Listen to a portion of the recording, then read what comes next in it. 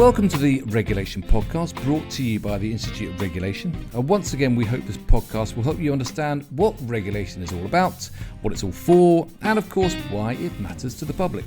My name is Anthony Oliver, and I'm going to lead today's discussion as we talk about striking the balance between regulation to protect and regulation to improve.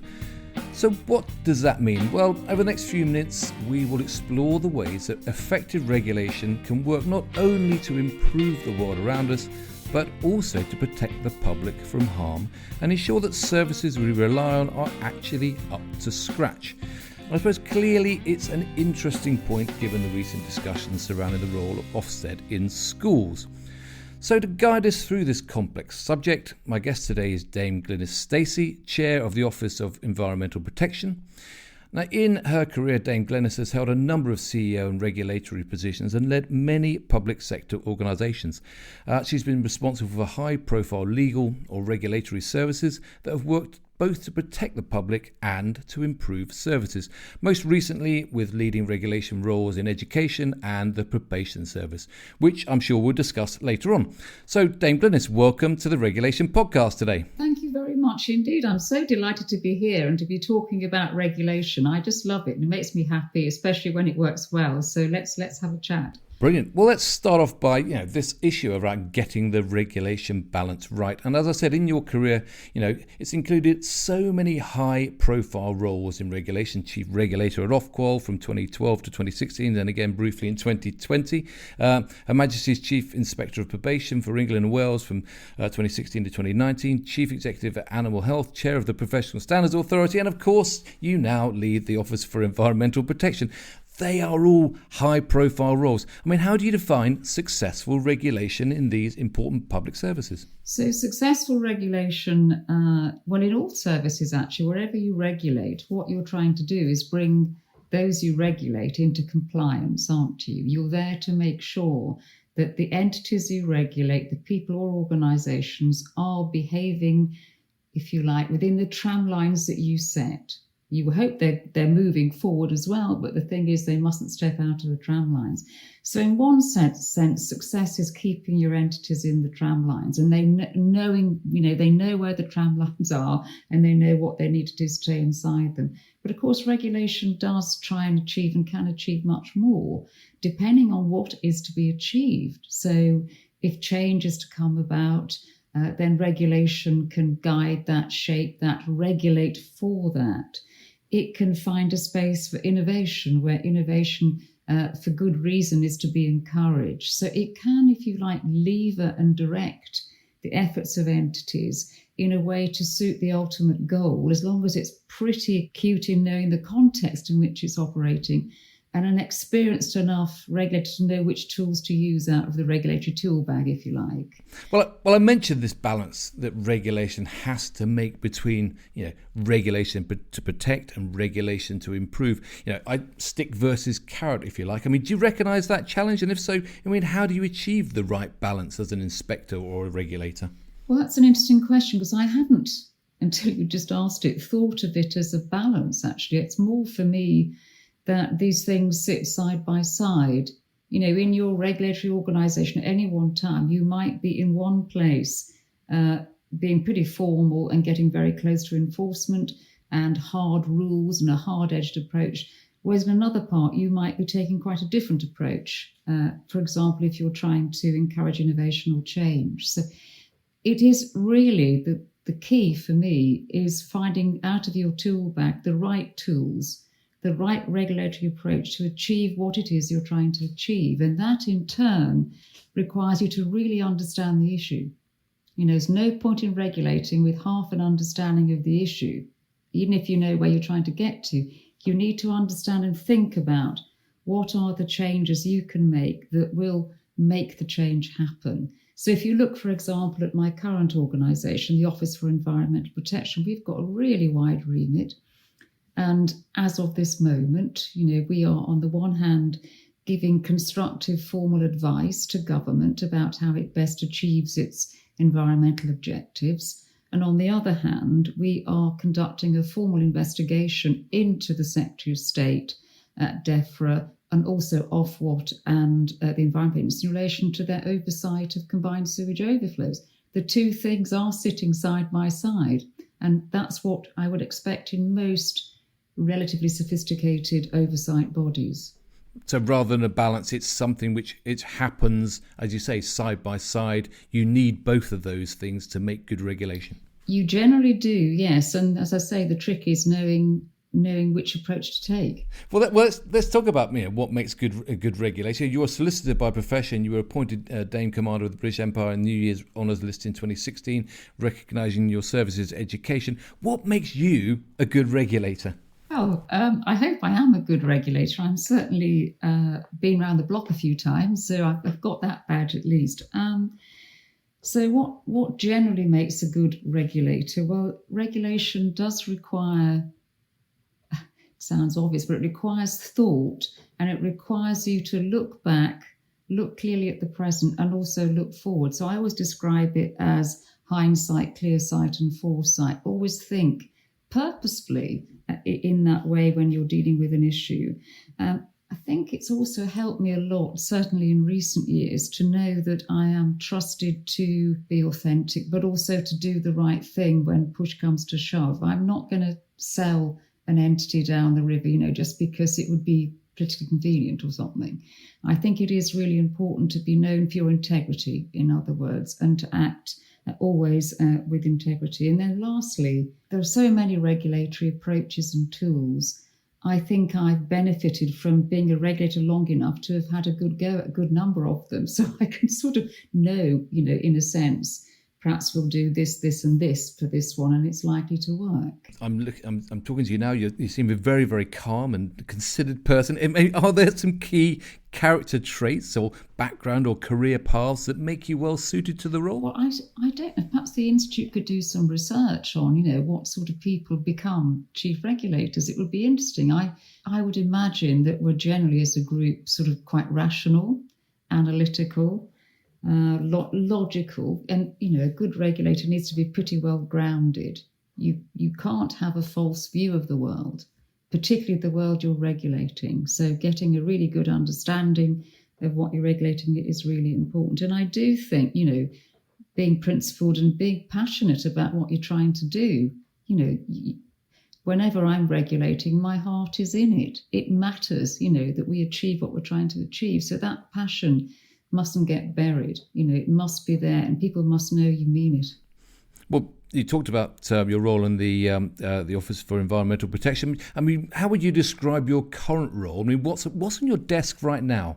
Oh, what's on my desk right now? Well, this podcast, but also we've got a 3-day trip to Northern Ireland next week as a board, our board and senior executive, because for those listening who don't know, the Office of Environmental Protection, it's a new body created by government as we left the European Union, and we take an oversight role that used to be played by the European Union and its courts.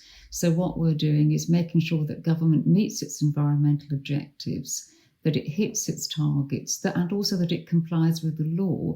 And there are lots of provisions in our Act that enable us to act in all sorts of ways. So we can give advice, or we can take enforcement proceedings, or indeed we can, if we want to, review the effectiveness of environmental law. And we report annually on government's progress on the environment. So we've got quite a big hand of cards to play, if you like. So it is an intellectually stimulating job, and I think it's really important, and really, really important at this seminal time, to get our response to the environmental challenges right. I've got a couple of other more routine matters, I suppose. One is appraising our CEO. First end-of-year appraisal. She is excellent, so it should be a good time. But I've been preparing for that a bit as well to make sure that it's beneficial for us both. And then I've been also looking at board succession. We've got a small board. It's really effective. It's a fantastic board, but time is going on and these appointments will come up for review. And we need an approach, to make sure that we come out of that review with at least a stronger board, if not stronger. So there are a few of the things. I only work part-time, Anthony, so There isn't room on my desk for too much at any one time. Sounds like there's plenty going on there, that's for sure. The role of inspection clearly is key to good regulation. So, having talked about what makes a good regulator or good inspector, let's talk about what makes for good inspection. I mean, you spent years inspecting probation and youth offending services, wherever they may have been. What makes good inspection in your view? Right. So I like regulation, but I also like inspection. And I've, over the years, really got my head around it. So the first thing is that you need a good, robust methodology. You need to be open about that methodology. You need to have really sort of tested it this way and that. It doesn't matter if it's a harsh methodology or a soft methodology, but it does have to be consistent. Yeah, so that's the important thing. And you need to be entirely transparent about that methodology and how you're going to make your judgments, where the boundaries are between one grade of outcome and another, for example. They can be statistically based. It's not a problem. It's quite fair. But you need to be open about those, and you need a methodology that is sufficiently reliable, that when you apply it to the same set of circumstances, it's going to produce the same result. And so some of that is to do with actually the sampling that you do. You need to do sampling sufficiently well and to do sufficient sampling, if you like, to make sure a strong reliance can be put on the outcomes that you come to. I also think, but I've found from experience actually that giving those inspected every chance to engage is so fruitful. So, for example, in the Probation Service, we had a period where most probation was being delivered by private sector providers who were finding it difficult for all sorts of reasons. But we always gave the opportunity at the very start of an inspection for that private provider to set out their stall to us, to tell us how they saw the provision of service, what they thought were their strengths and weaknesses. And it always tended to pay dividends, if you've given people a say and you're keeping them engaged and informed during the process. And indeed, as you come to your provisional report, make sure that they fact check it. So that sort of engagement before, during and after the inspection, I think becomes really important. And the last thing I would emphasize is just the expertise needed on the ground. You need people on the ground that can be respected for their true knowledge and understanding of what they're inspecting. And if you haven't got that, I think you undermine the credibility of your inspection itself. So getting the right people, it's really key to a lot of success, I think.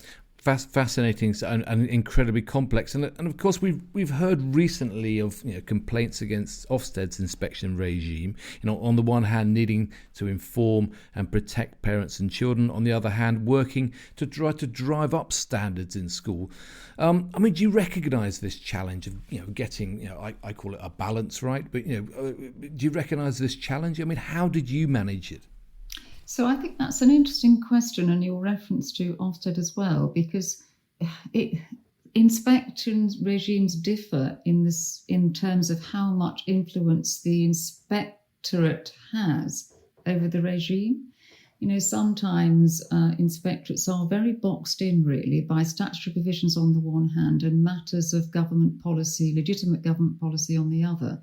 And that can make it very difficult for you to make changes that you might otherwise wish to make. So I recognise that sometimes, big regulators are limited in what they can do by way of innovation and change. And that may well be the case for Ofsted. I think for me, I would say that the best way to develop either an inspection approach or a regulatory approach is to think through what is to be achieved. What are you trying to achieve?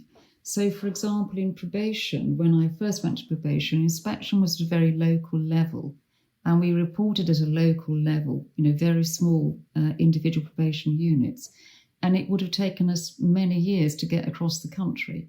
And so it was very difficult for ministers to get any overall view, actually. And they needed that overall view. This was a flagship policy of government to privatise probation, and they needed to know if it was working. And so we moved our whole approach from the individual unit level to a national and regional level, so that within a year we could produce a comprehensive picture. So I do think you need to think about what is to be achieved as you design either a regulatory regime or an inspection regime. It's got to deliver within a reasonable period, and it's got to produce sufficiently independent and trustworthy outcomes, and that's what we were trying to do there. I'd also say that you've got to be prepared when things go wrong, to act quickly and fairly and sure-footedly. So if you've made a mistake, just be open and sincere, quickly admit it and move on. And equally, if one of those that you regulate is way out of line, make sure you're onto it and you're seen to be onto it and you're onto it firmly. So there is, that responsiveness is not unimportant if you wish to succeed. Okay, so for the regulators listening in today, in terms of avoiding getting it wrong, and what would you say are the greatest challenge that they face, when setting out an inspection regime that perhaps balances all these different factors, so that they avoid getting it wrong? Well, I think we're in a very litigious society now, don't you? And we all know of the risks of legal or other challenge. So people were particularly concerned, I think, in a chief regulator position to make sure that they are at low risk of such a thing. Of course, experience can help, in sort of looking at an approach and thinking, yes, I'm sure that works. Although experience could also, hinder you if you make wrong assumptions, of course.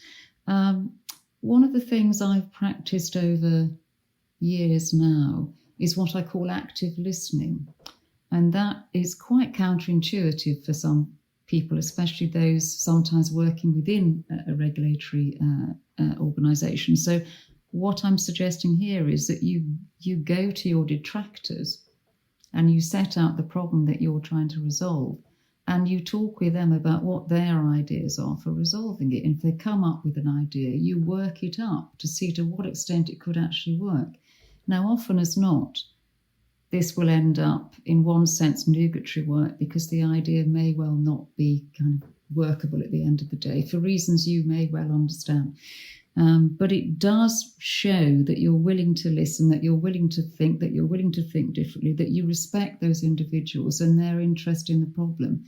And sometimes you get some real nuggets out of it. So there are some things you can do to reduce the risk of getting it wrong.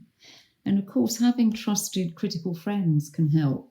I know at Ofqual, for example, I set up a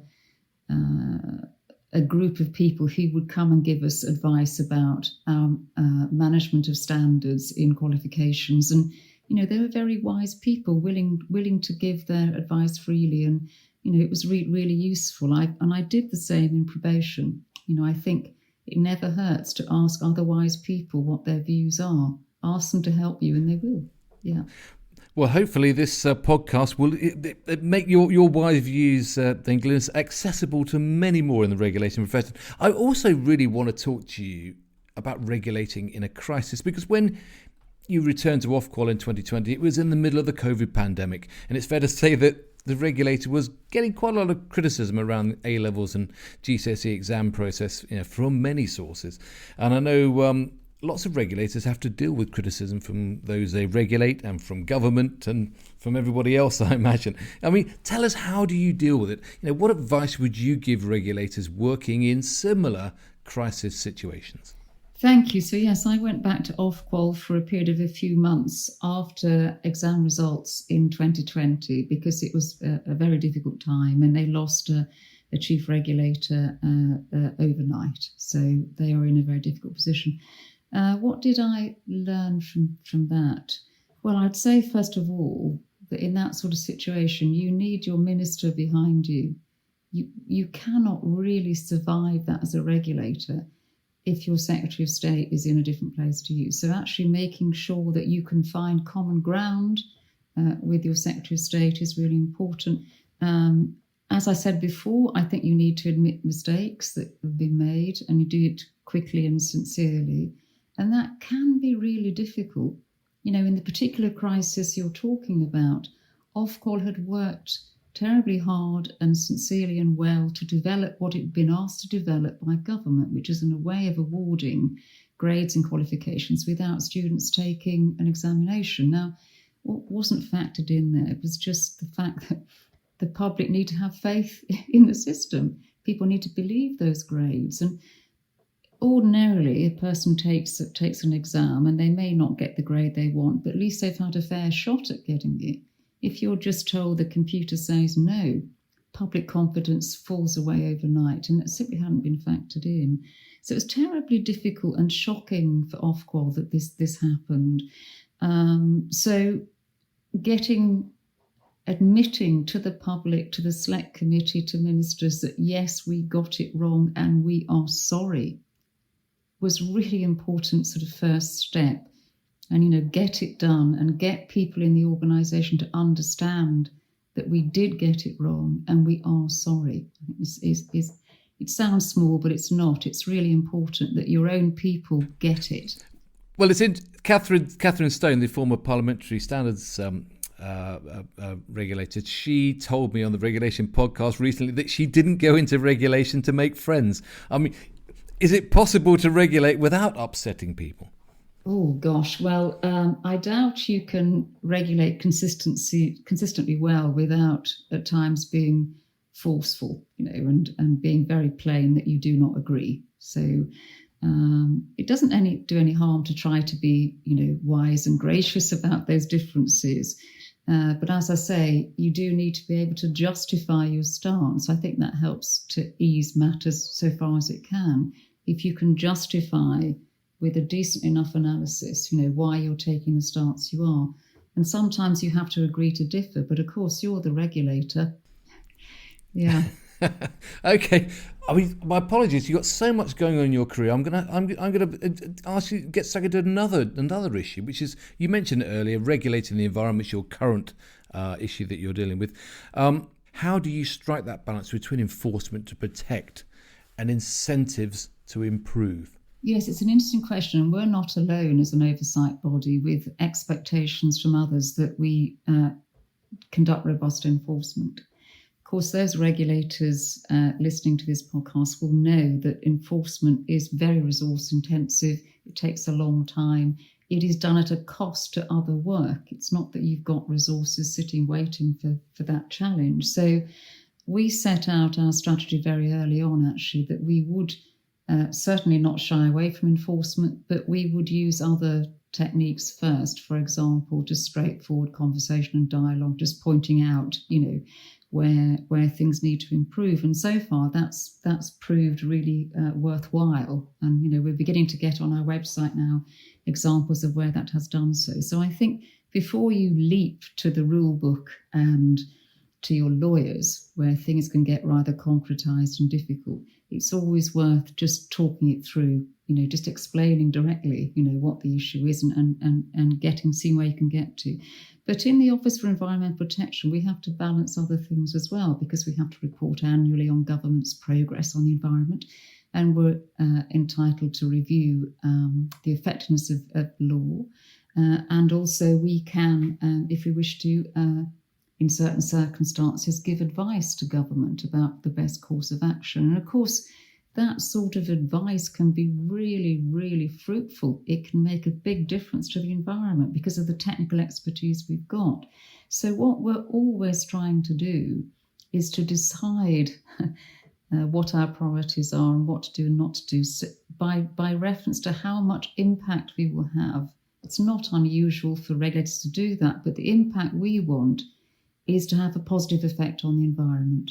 So that's what we're focused on. Will this thing make the biggest difference that we can? And is it us that can make the difference as opposed to another body? But of course, the environment, is guided by international regulations. When it comes to things like carbon emissions, water, air quality, we can't simply operate these islands on our own. How do you navigate that balance between what's necessary in the UK, but also what actually works globally? Yes, it's a complex area, isn't it? Of all the time that we were in the European Union, much of the legislation and regulations that came out of that were in relation to the environment. So, we're regulation and legislation rich, if you like. A lot of that, of course, was translated into UK law. And we have a remit, really the oversight of UK law to make sure it's complied with. So in a sense, whether it came from Europe or not isn't the relevant question. The relevant question is that provision being complied with? So it isn't so difficult in terms of the international perspective as one might think. I think the real difficulty is, and for anyone working in the environment, is the sheer complexity and scale, of the issues. Okay. Quick note about the new Institute of Regulation. From your perspective and experience in regulation, how do you see the IOR really helping the sector? Thank you. And I've had a look at your website, which is showing really good progress for the Institute of Regulation. It looks like you're doing all the sorts of things I would hope and expect you to do. So thank you for that. I would hope that regulators could regard the Institute as a safe place, to go and just discuss really difficult issues, because we often are struggling with the same things, how much risk to take, how transparent to be, how transparent is transparent. These sorts of things are not unique to any one regulator. So having a safe space to workshop or get around a table to discuss those things, I think personally I would welcome it very much. And also to become the centre of expertise. We've long needed it. It's not as though regulation is as new a concept as maybe it was 30 years ago. So we're actually having a centre of expertise. So if someone has got, an issue about, for example, how they are evaluating risk in a particular entity, being able to go and see how others do it, and get access to that information, I think would be hugely beneficial as well. So it could be, your centre of expertise or your library, if you like, as to, someone out there knows more than, about regulation than I ever will. So let's go to them and see what they say. Okay. Well, I'm sure that you'll be asked to many events to kind of share your expertise and knowledge, Dame Glenys, going forward. But just to close out today, a question that we so often finish with on the Regulation podcast is, what is your advice to anyone working in regulation, looking to follow a career like yours, to the very, very top? What are the do's and what are the don'ts? Well, I would say that an eye for detail matters, but be careful. You need to know when to look at the detail and when not. Sometimes it's really important in regulation. And of course, that regulation is quite legalistic as well. So having a good grounding on the legal side helps. I think language matters terribly. Don't be cavalier in your use of language. It's always a steady Eddie approach. What you say is what you mean. You don't exaggerate and you don't underplay. So getting that right. Being very clear with others about what is expected, those who regulate it, is really important. And then developing and keeping real expertise in your organisation. If you look around your organisation now, you'll probably see maybe 5 or 6 people that you really can't do without. They're effectively the backbone of the organisation. Keep them, encourage them, and grow their teams as well, so that you are becoming always more capable, and keep up. And then you've got a pretty good chance of regulating well. Brilliant. Dame Glenys, that is a fantastic note to end on. So thanks so much for joining me today on the Regulation podcast. It's been a pleasure to talk to you, Dame Glenys, today. Thanks. Thank you very much. It's been fun. Thank you.